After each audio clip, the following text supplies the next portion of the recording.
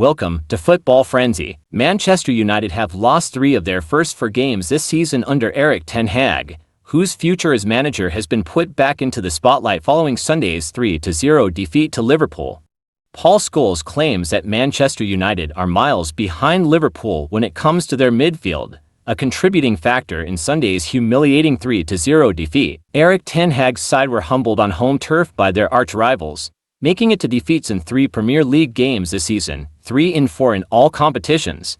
The Red Devils have failed to produce one convincing performance and were dismantled in the first half as Luis Diaz scored twice. Mohamed Salah made it 3-0 in the second half and there was no response from a rudderless United.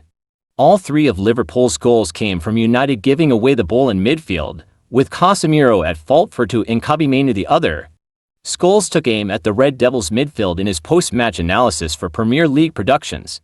It was a difficult afternoon, but they have to realize what they are playing against. The legendary ex-United midfielder began. We know United have work to do. The center of the pitch is a big problem. I thought Liverpool were miles ahead of them.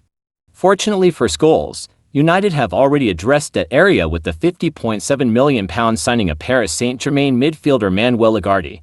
The 23-year-old Uruguayan was unveiled to the Old Trafford crowd before kickoff and shook hands with Scholes.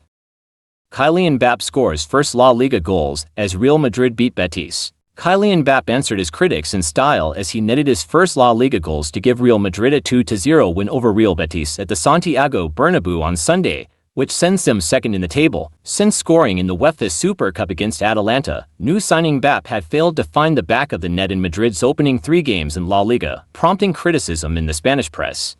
Mbappe was made to wait for his goals as he squandered a series of chances, finally finding the back of the net in the 67th minute, sweeping the ball past the Betis goalkeeper with his left foot after a well-timed backheel from Fede Valverde.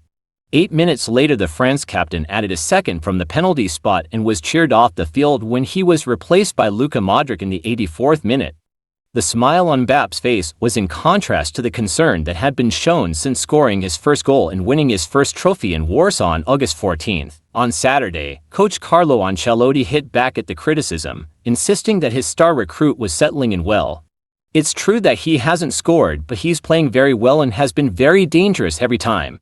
I don't think he has any problems adapting, said Ancelotti, pointing instead to his team's lack of balance. Madrid's 2-0 win takes them second in the table with 8 points, for behind early leaders Barcelona. Atletico Madrid are third after a late victory in Bilbao on Saturday, while Villarreal are fourth, both of them also on 8 points. Girona are fifth after picking up their second win of the season in Seville. Lamine Yamal breaks Bojan's Barcelona record in Real Valladolid clash. Barcelona star Lamine Yamal has on Saturday evening secured for himself a head-turning piece of individual history. As much comes owing to the Spanish international's exploits in Barcelona's La Liga meeting with Real Valladolid. Hansi Flick's troops are currently locked in action with Valladolid in Catalonia's capital, with sights set on a 4th successive victory to open the campaign. And, safe to say, as things stand at Montjuic, this is precisely what the Blaugrana are headed towards.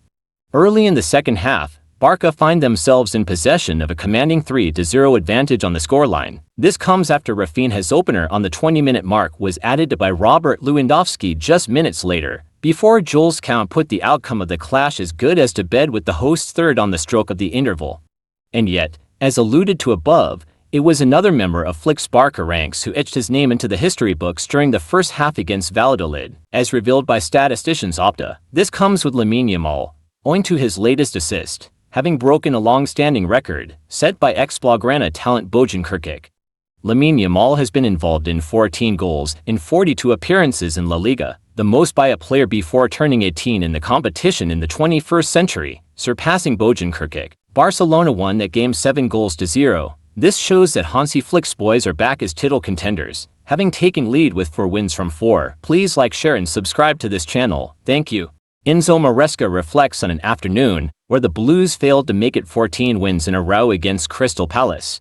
Chelsea failed to collect back-to-back wins in the league as they were held to a 1-1 draw by London rivals Crystal Palace. Nicholas Jackson's first half opener was cancelled out by a wonderful curling effort from Eberechi as just after half-time to lift the Eagles out of the relegation zone after 3 games. Chelsea's first half was stellar as they controlled possession and posed a potent threat on the counterattack, with Cole Palmer often dropping deeper and acting as a creative outlet towards the Blues' front line.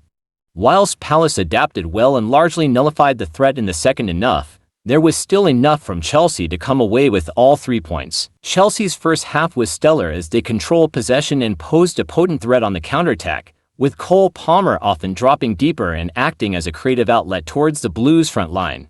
Whilst Palace adapted well and largely nullified the threat in the second half, there was still enough from Chelsea to come away with all 3 points. Jackson remains the first choice, and after netting his second goal of the season in this game, Maresca reiterated his faith in the player. "I had faith, and the club also. Even before in Jackson, we trust Nicholas. When the transfer window was open, I said he was doing fantastic with us." Maresca also confirmed talks of a contract renewal for the Senegalese international, adding, "Thanks for watching. Please like, share and subscribe to this channel. Thank you."